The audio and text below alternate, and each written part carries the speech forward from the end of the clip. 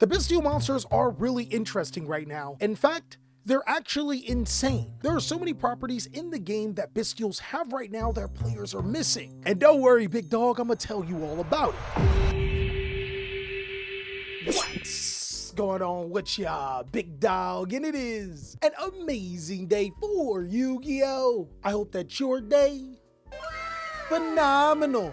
But if it isn't, don't let what happened at the beginning of your day ruin the rest of your day. The Staples tier list. Last month, I made a Staples tier list that actually did pretty well and gave you guys some insightful information on what cards that you should be playing. And since it's done so well, on top of Supreme Darkness completely changing some things about Yu-Gi-Oh!, I thought we'd run it back with another one. The best decks in Yu-Gi-Oh! Are still Bystial and Malice, but these strategies actually got a lot stronger. Bystial getting a new variant using Mitsurugi cards to make their strategy stronger, and Malice, while getting the bulk of a support in Alliance Insight, does get a monster named Template Skipper to make them stronger. Right now, I would personally say that it's a 2-deck format, but there's also some other really powerful strategies or engines you are going to need to expect. One of them is being Fiendsmith. The new support from Supreme Darkness may not be as strong as the support that we've had last time, but players are 100% going to experiment with this concept, as well as still splash Fiendsmith inside of their strategies. You should 100% also watch out for Bystial monsters,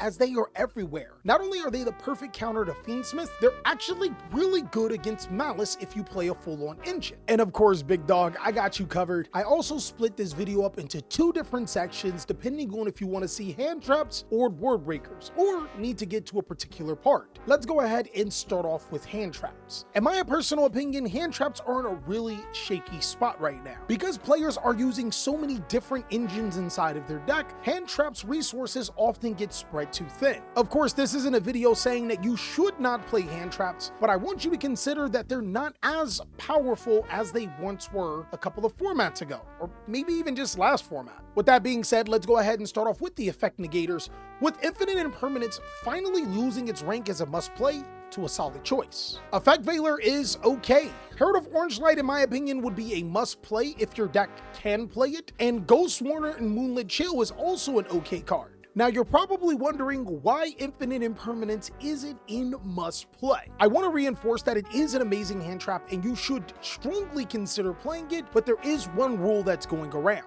Currently, Yu-Gi-Oh! Players are playing even more Bystials inside of their decks. Not only can Bystial Druid Worm trade with Bystial engines and get rid of Designator fairly easy, the other monsters are great against Fiendsmith and can actually be good against Malice if you play it correctly. But the problem here is that if you're playing more Bystials inside of your deck, Infinite Impermanence becomes a card that's harder and harder to resolve. So the reason why I put it in solid choice isn't because it isn't still one of the best hand traps in the game, it's simply because I want to put you guys on notice that you're going to have to make some of those deck building decisions when it comes to cards like Bystials, Infinite Impermanence, and other powerful cards that summon monsters to your side of the field. The effect negators like Effect Veiler and Ghost Warner are getting worse, and it's simply because the top decks in the game have so many ways to play around 1 or 2 monster effects because they still have the body of the monster on their side of the field.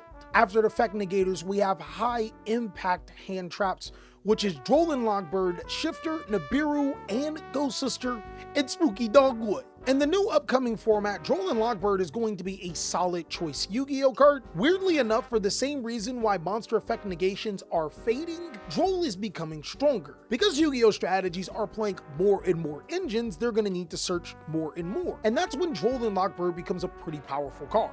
It's also incredibly useful against the Mulcharmy cards, and we're getting another one in Supreme Darkness. Shifter is 100% side-worthy. Nibiru the Primal Being is a must-play card, and Ghost Sister and Spooky Dogwood at the best side-worthy. Now, in theory, Dimension Shifter is really good. Not only could it be used against Mitsurugi, Bystial, and Fiendsmiths, it could also be thought of to be incredibly effective against certain other strategies that are getting a new breath of fresh air, like Mermail. But there's still a big problem with Dimension Shifter. The biggest problem with Dimension Shifter in Yu-Gi-Oh! Right now is variance. events. The problem here is that there's going to be other Yu-Gi-Oh strategies that are pretty good against Shifter, and oftentimes it can make you feel like you're hand looping yourself when you're activating Shifter against these decks. I would say for the ultra competitive events, Shifter is a side-worthy Yu-Gi-Oh card, but if you're going to like locals or a regional level event, this card could be a solid choice card or even a must play because of how many different Yu-Gi-Oh strategies you're going to go against and the odds of them being graveyard reliant. Nibiru is crazy strong right now because paired with so many other hand traps, it is a turn ender against the strongest decks. Pair it with a Bystial monster against Ryzeo, and now you can hit the monster that Twins of Eclipse wants to summon. Ironically, you can pair it with those same Bystial monsters to be able to stop Malice by banishing a card that they want to bring out that's already been previously banished. Against Fiendsmith, you can do similar things, and if you ever fear that the token will ever get too big, summoning Bystial Druisworm beforehand guarantees that you can get rid of that token. The card is a walking, living, breathing cheat code right now.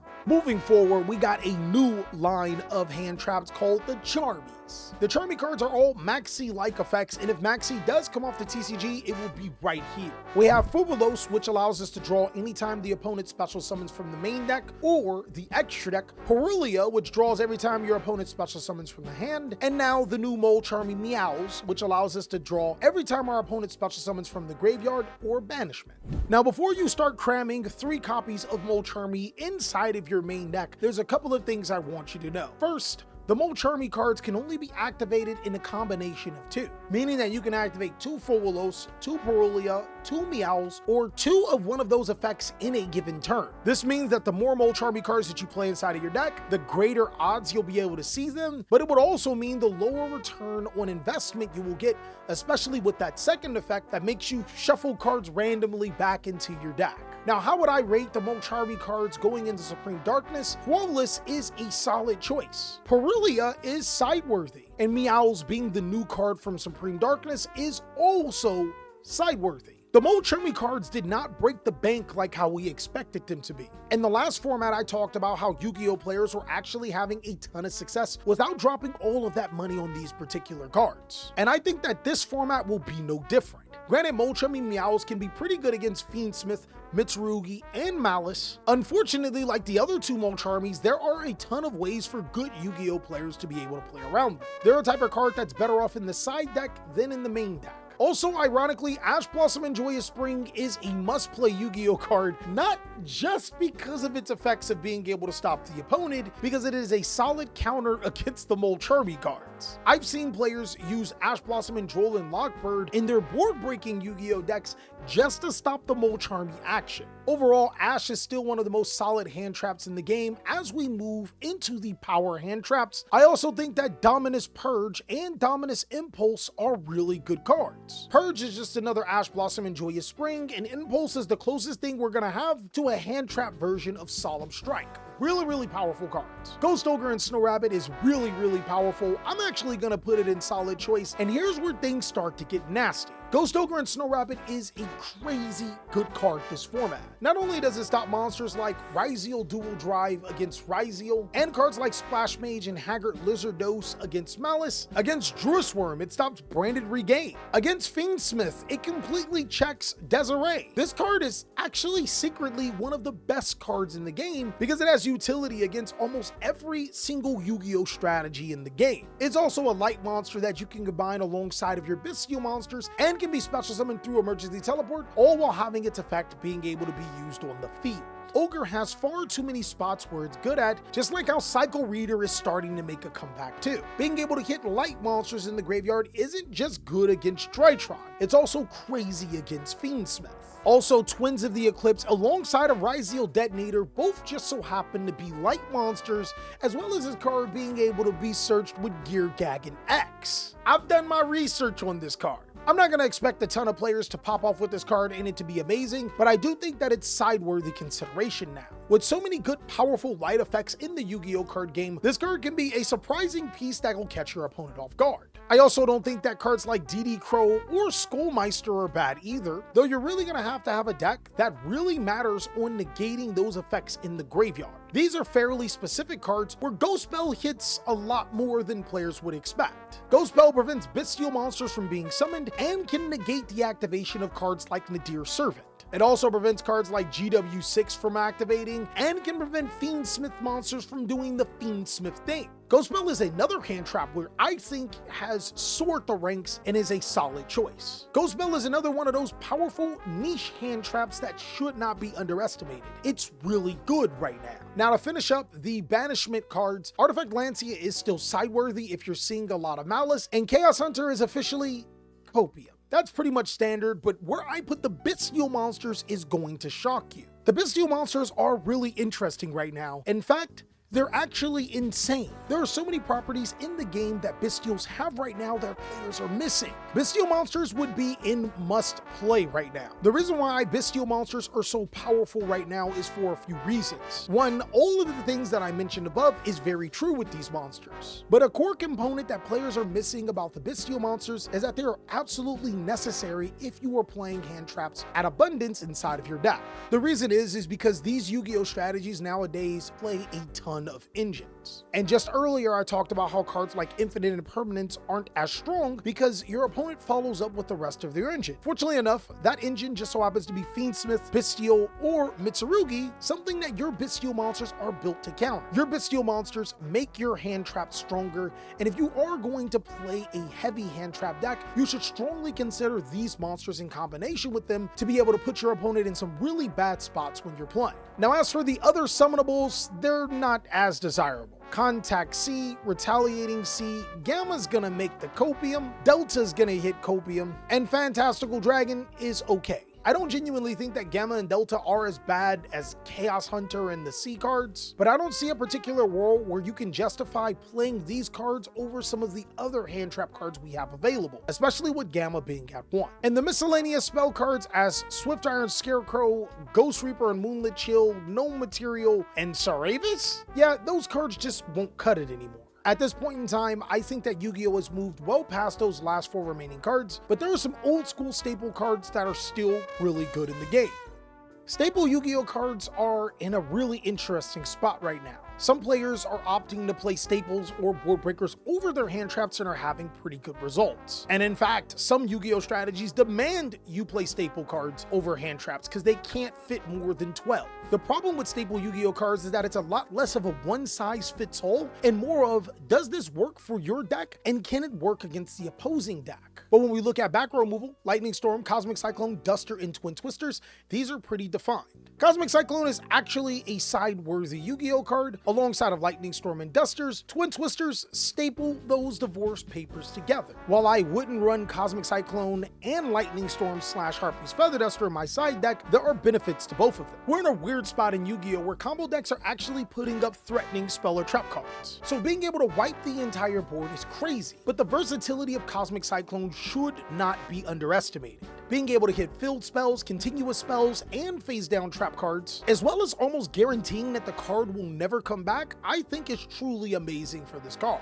Next is Forbidden Droplet, which is, not gonna lie, it's a fall from grace. Because of that same situation where trap cards are incredibly good, Forbidden Droplet is no longer a must play. I would say it's a good card to situational. A lot of effect negation cards have taken hits all over the board. Dark Roll Little More is still a staple those divorce papers together, but Forbidden Chalice I think is a good Yu-Gi-Oh card right now. Chalice right now offers a little bit more than Infinite Impermanence for a few reasons. Oftentimes, when you want to negate your opponent's monster effect, you commit cards to your side of the field, preventing you from using Impermanence. Chalice is not only a spell card that can be used in a damage step, it can also be used alongside of your cards to prevent your opponent from responding to you. Now, both Chalice and Droplet do have their fair share of downsides. The big thing about Ryziels is that often they'll use Detonator to be able to destroy itself, then because of Twins of the Eclipse, they can special summon it right back. Black Goat Laughs kind of solves all of that. The Black Goat Laughs prevents Ryziel Detonator from activating its effect. Kind of good. This card is crazy good and is one of the best staple cards in the game. The only unfortunate thing is that you have to have a deck that can play it. Possibly a deck that discards a lot, or a deck that can play Foolish Burial Goods. Solemn Strike has increased its power and I think is a really good Yu-Gi-Oh card. Not only does it negate monster effects, it can't be responded to. It can even negate important summons that your opponent was hoping to go through. Solemn Judgment would definitely be more of a side-worthy card. Like we said before, we're in a format where spell and trap cards are awkwardly important, and being able to protect them is also pretty important. I would put Dino Wrestler Pankratops in situational. A lot of the situations that Pankratops could address, it can't as well anymore. But that's okay. I wouldn't say it's a terrible card. It's actually pretty decent in the correct situations. Metal Tronus is actually crazy. Of course, in theory, Tronus only works in the mirror match, but a lot of strategies that have problems with cards like a Bystial or even Bystial Detonator, this card easily gets rid of. And since Metal Tronus can't be responded to and banishes the card instead of sending it to the graveyard, it's the perfect solution for those particular situations where Detonator will be able to destroy itself and Eclipse would be able to revive. Evenly Matched is 100% situational. It's a good Yu-Gi-Oh card that needs the right deck that can establish a board after evenly matching. Ultimate Slayer is another one of those side-worthy Yu-Gi-Oh cards that's just really, really good. Same thing with Metal Ronus. These cards are incredible because not only do they get rid of the threat, they put the threat in a particular situation where it can't come back. Ultimate Slayer also has that you can't respond to me effect and puts the card back into the extra deck while getting a card to your graveyard, which can be huge. While these two cards are typically played in the side deck, you could actually make an argument to playing them inside of the main deck, especially if you can use them if you're going first. I would say Super Polymerization is 100% situational. Not too many times where your opponent sets themselves in a position where Super Polymerization is insane, but if you're playing the right deck, that pretty much always happens. I would put Raigeki as the last destruction monster and staple those divorce papers together. Right now, monster boards are not established on your opponent's turn. They're actually established during your turn. So cards like Raigeki aren't as strong because it doesn't hit the whole board and put your opponent on half the out. I would say the same thing for the Kaiju monsters, Alpha Master of the Beast, Lava Golem situational alongside of Kirakara. The reason why I put them so high is because Lava Golem gets rid of two. A lot of times, two cards can be really good, even if your opponent is getting effects to bring those cards back. More often than not, they're not going to be able to get both cards back.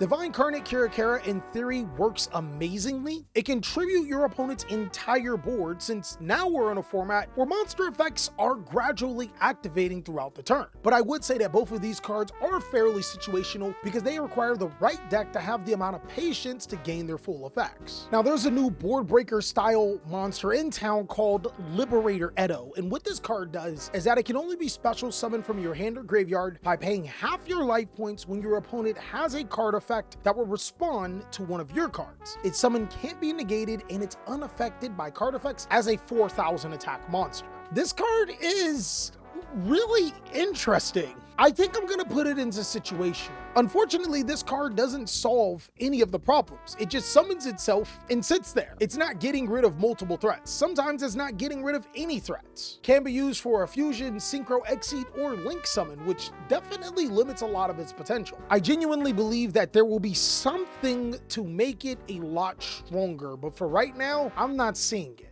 It is a reptile though, so more reptile support is welcome. Now, Servo requires a lot and you can't get rid of it. So just as a side note, I would put Destructive Daruma Cannon as a powerful side-worthy card.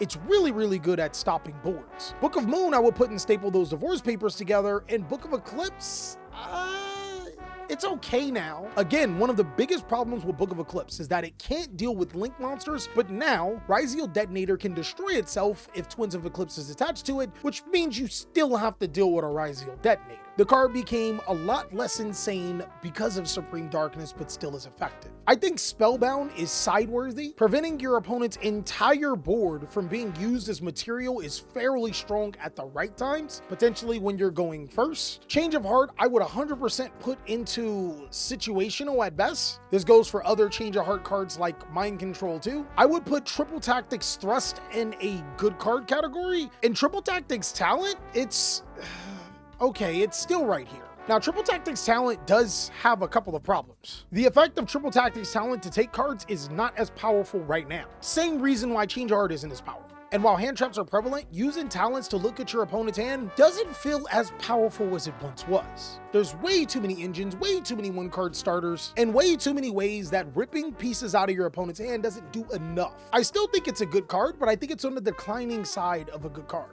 It is incredibly dependent on the deck that you are playing. Triple Tactics Thrust is better than Talent in my opinion, but it's better than Talent as a side-worthy Yu-Gi-Oh card. Lastly, I think that Crossout Designator is still a main-worthy Yu-Gi-Oh card. Unfortunately, if you're playing a hand trap deck, not only does it stop all of the hand traps that I mentioned before, it also stops Bystial monsters for a turn, which can be important. And lastly is Call by the Grave, which this is just really weird. I think it's a good card.